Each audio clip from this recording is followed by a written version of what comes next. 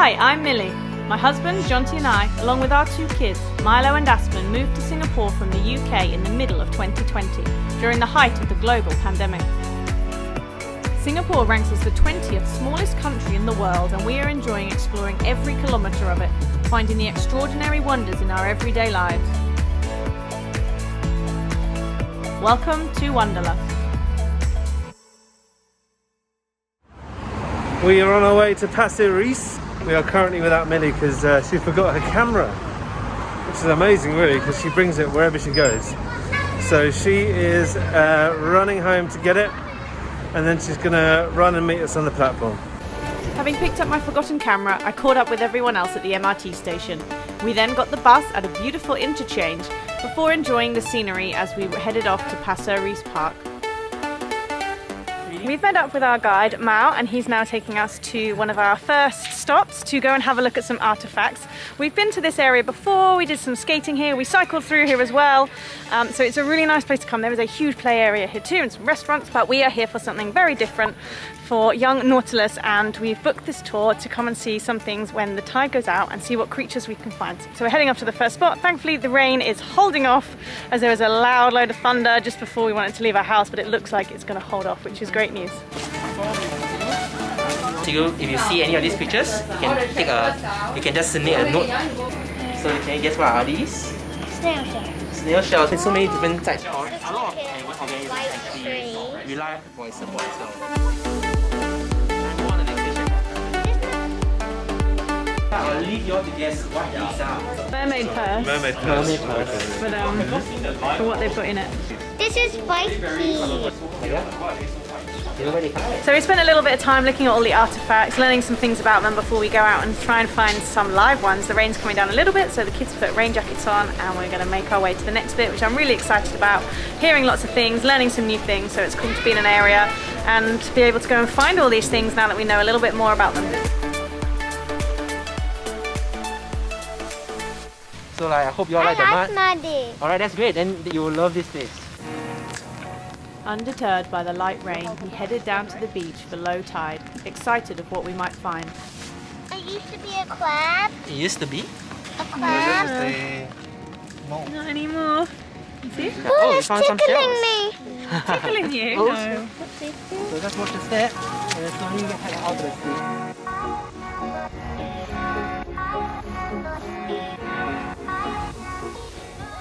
It's like clam probably, but it's dead already.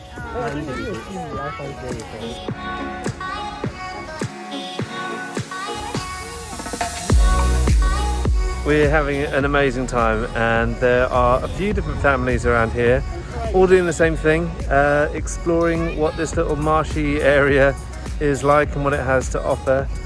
We found a few little living things, snails and whatnot, but we're looking forward to seeing some. I don't know, we heard that there's some weird stuff that's been found. I don't know what weird means, but we're going to have a little look.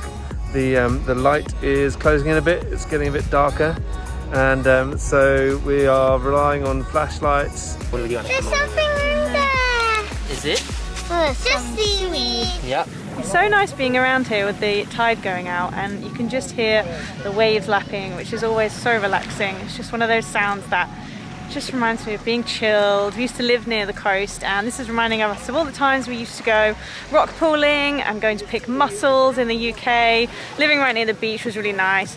We are actually really close to the beach here. It took us an hour to get here, a couple of trains and a bus, and then we were right here. So I think we need to remember this spot a little bit more for the holidays and just for coming here, because there is so much here. And Mal said that there's also a mangrove walk down the other end. So these onslaughts, they actually reside around the seawall. We've just found some sea slugs, and I wouldn't have spotted them if I hadn't have known, and now we started looking for them. We are spotting absolutely loads of them, and it's nice to hear the kids' excited voices like, we found this, and they're all going to see it. I'm really enjoying it so far. Really recommend having a guide, because we probably would have just walked straight past all of this stuff, if I'm honest, because some of it is so well hidden. Wow, I just found something. Here we go. So we met at around 6:15, and the tide is fully out, but we're just being told that next to me where the big water breaker is, the tide is actually really, really high, like over my head, so you have to come at the right time to be able to spot it when the tide is out. There's not that. You know about the starfish and the sea stars, right? They actually can regrow back their arms. We walked on carefully, scanning for sea life as we went. Another group found something weird. Hey, look, there's a whole crab bit here. Yeah. Another one. The leaf bottle crab. He's like, leave me alone.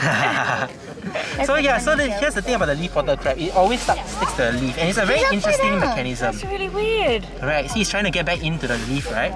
Let's let it go back to the leaf. The sun is setting, it's getting darker, which is really nice. It's really cool, there's a breeze, which is nice. The mud is super squelchy, which is really fun. Nearly lost my shoe a couple of times.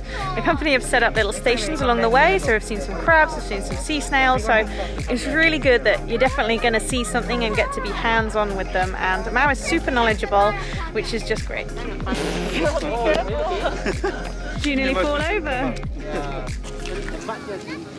This right here, right? So fast. This is actually called a moon snail. There's a few here if you notice. That's it, that one. See the grass here? Comes down on the grass. See the grass? See the water area get too deep. Yeah. There you go, well done. Good job, good job. With the sun now completely set and the waves making their way back in, we headed back to dry land, seeing many more weird and wonderful creatures as we walked. Oh, usually these kind of worms, they always hide. Yeah, this is like a meetup of hermit crabs. Look, This is a whelk. where was the crab? That's my little finger. It was really cool, and our guide was very knowledgeable, and he was picking out things for us to see and spotting stuff. And the kids, if you've been following our channel, you know how good they are at spotting things, especially Milo. They're constantly like, wow, look at this! And our hopes were heightened. And what they actually found was just like rubbish little shells. And some other cool stuff as well. I'll put all of the details of their website if you're looking for something a bit more hands-on and nature to do. Again, as a family, great, something different to come and do at the weekend. You can do their walks in the morning or in the evening. I've enjoyed the evening one, going around with torches. How wet are your feet on a scale of 1 to 10? About 4. 4? Yeah, I did really well. Oh, I've got one that's like a 6 and the other's probably an 8. That was fun, walking through all the water, walking through all the mud. Something quite different to even something we've done. Yeah. Good morning. So after we got home and I washed all the mud off our trainers, I decided that I wanted to come back to Pasir Ris and do a bit of the mangrove walk in the day. It is beautiful here. I've just arrived after getting a little bit lost in the LRT system from Sengkang. Can't really figure that system out, but I am here anyway, and the view is beautiful. So I picked up some old chanki, of course, if you know me. Curry puffs are one of my favourite things to eat for a snack around here, and I have a beautiful view of the sea. I brought my skateboard because I know the park is very large, so I can cover a little bit more ground and get over to where the mangrove site is, which is actually at the other end. There's a horse riding stable, which I didn't realise was so close by. Aspen would love this. She went on a horse for her birthday once and just had the best time. She absolutely loved it. So I think I'll be adding this place as another place to come on my list with Aspen. Not so much with Milo. He's really allergic to horses, unfortunately. So this will be something for me and Aspen to do.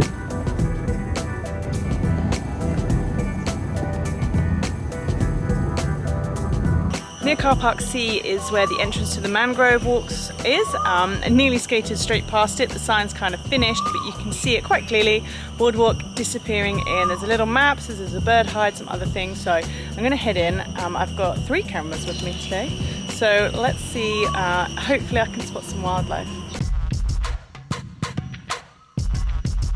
I've seen these on the ground roundabout. Didn't really know what they were, what grows out of them, but as you can see, these must be the seeds, and the trees are actually starting to grow out of them. So this is going to look pretty thick in the next few years with more of these just landing and planting in this area. So Young Nautilus, who we did the tour with, they actually do a tour around here as well, which would be really good because I can see evidence of creatures, like in the mud, I can see the holes, I can hear things, but without knowing what actually I'm looking for, it's quite hard to spot them or where the creatures live. Apart from the midges, I was about to say I'm here all alone, and then I spotted a really big lizard down in the mangroves next to me. So I've spotted quite a few crabs. You have to look pretty hard to spot them, and that's kind of what I like about coming looking for nature. It just gives you time to just chill, and just enjoy what's here. There is a leaf blower going on behind me, but he's moving away. And then you just get the sounds of nature.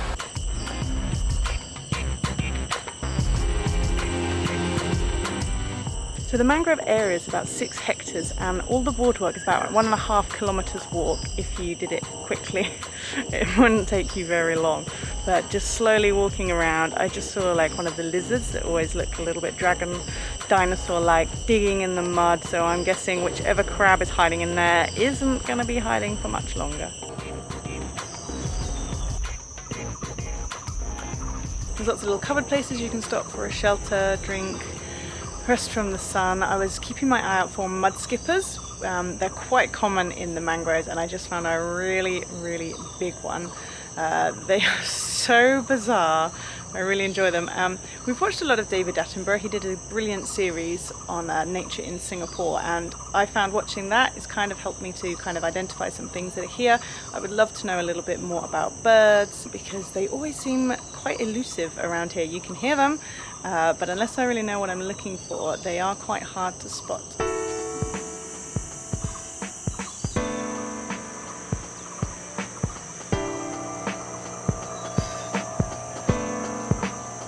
Quite a lot of bird watchers around with huge camera lenses, tripods. I can see why bird watching can be quite addictive, because as I'm sitting here I just spotted a kingfisher fly away and the wings were beautiful. I was like, it's gone like so fast already. So I'm just going to sit here for a little while, enjoy the shade, have a drink, and just enjoy seeing what's flying around.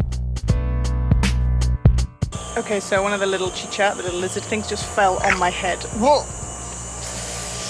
Yuck, yuck, yuck.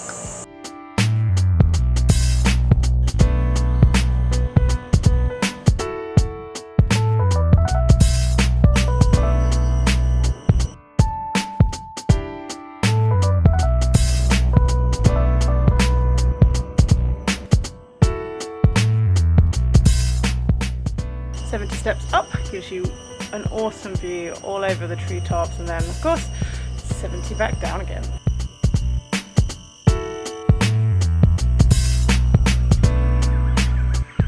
I found my way out. It's kind of one big loop, which is nice. So I found my way back to where I went in. There is like a little map, and I think I covered most of it and saw lots of things. But I guess if you come at different times of day, when the tide's in or out, you're going to see lots of different things. So this is one of those places that you can come back to whenever you like, anytime, and see something different too. Pasir Ris Park is also huge, so I'm going to have a little skate around and see what else there is to do here.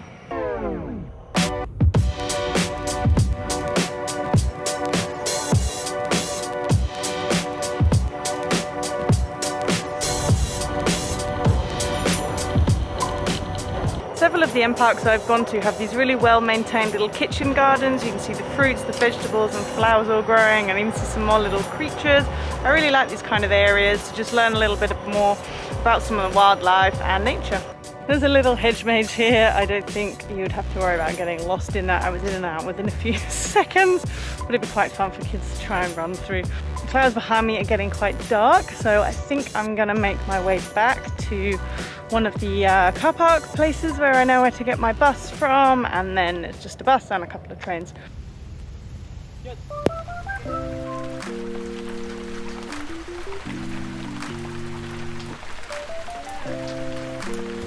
The rain's coming down, so yeah, I'm gonna have to move a bit faster. Ah, never mind.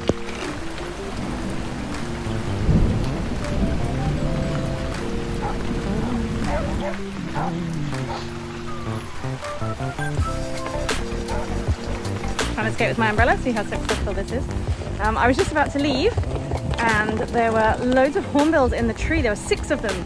I saw one fly down, and I've never seen their wingspan, so I didn't realise quite how far the wings go. Incredible creatures. It is now raining, so I'm going to head back. I hope you've enjoyed coming to look around Pasir Ris with me, and the mangroves and the intertidal section and all of those creatures that we went to see in the evening. You can easily come here for a whole day. There's a restaurant here too, so you can get something to eat or bring some things with you. Look out over the sea, play at the beach, playground as well, loads of stuff, and you could just spend the whole day here and then on into the evening and go and find some of the creatures that we spotted too. Do tag us, let us know if you come here what you find. We love seeing your wonders too. So thanks for watching, bye!